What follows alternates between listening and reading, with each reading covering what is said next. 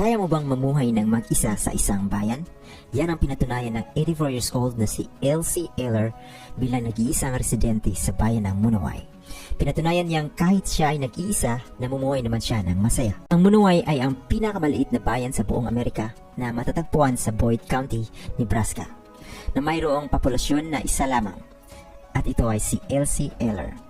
Ito ay malinaw na makikita sa palatandaan na nakalagay papasok sa Munaway na nagsasabing Munaway 1. Ang bayan ng Munaway ay itinatag noong 1902 ng mga European settlers mula sa Czech Republic at noong 1930s lumaki at naging 150 ang populasyon ng bayan. Sa panahong ito ay naging maunlad naman ang Munaway. Sa katunayan, ito ay may mga negosyo tulad ng grocery stores, restaurants at mayroon ding high school at bilangguan. Ngunit dahil sa paglala ng mga problema sa pagsasaka o farming at ang pagkawala ng mga trabaho dahil sa automation, karamihan sa mga kabataan pati na ang mga anak ni Elsie ay nagsimulang umalis para humanap ng oportunidad sa ibang lugar. At ang mga taong naiwan ay yumao din kinalaunan. Hanggang dumating ang 2000 census, mayroon na lamang 2 residente ang naiwan sa bayan. Si Elsie Eller at ang kanyang asawa na si Rudy ang tanging naiwan sa Munaway. Sa kapila nito, namuhay sila ng masaya. Si Rudy ang nasiwa sa library at si Elsie naman ang nasiwa sa tindahan ng alak. Ngunit sa kasamaang palad, noong 2004 ay namatay si Rudy. Kanya naman pinalitan ang palatandaan ng populasyon na isa mula sa 2.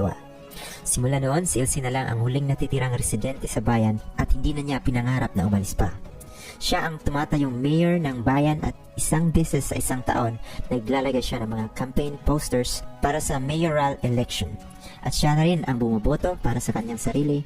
Siya rin ang tumatayong treasurer, clerk, secretary, tavern owner at librarian ng bayan. Nagbabayad din siya ng tax at kumukuha ng liquor license na nagbibigay sa kanya ng pahintulot na patakbuhin ang nag-iisang tindahan ng alak sa bayan. Ang Munaway Tavern ay nagbubukas ng 9 AM sa loob ng 6 na araw sa isang linggo. Nagbibenta siya ng burgers, hotdogs at alak. Sa ngayon siya ay nakakatanggap ng mga bisita mula sa 47 states at 41 na mga bansa. Kadalasan, ginugugol niya ang kanyang oras sa mga regular na customers mula sa malalapit na bayan na pumupunta sa kanyang tindahan para sa kanilang community meeting kung saan naglalaro sila ng mga card games at nagkukwentuhan tungkol sa kanilang mga pamilya. Isang beses sa isang taon, gumagawa din siya ng mga municipal road plan at nakakatanggap siya ng pondo mula sa gobyerno para sa 3 ilaw sa kalye. Bukod sa pagpapatakbo ng tindahan ng alak sa Munaway, pinangasiwan din ni Elsie ang isa pang public space na tinatawag na Rudy's Library. Ang library ay may 5,000 libro at pinangalanan niya ito sa karangalan ng yumaong asawa ni Elsie.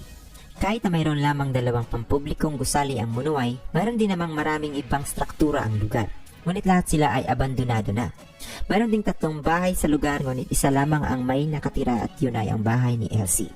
Ayon sa panayam kay Elsie, hindi na niya ninanais na tumira sa ibang lugar. Masayang-masaya na siya sa Munaway dahil ito ang lugar na para sa kanya. Anong masasabi mo sa video na to? Maaari kang magbigay ng opinion sa comment section sa ibaba.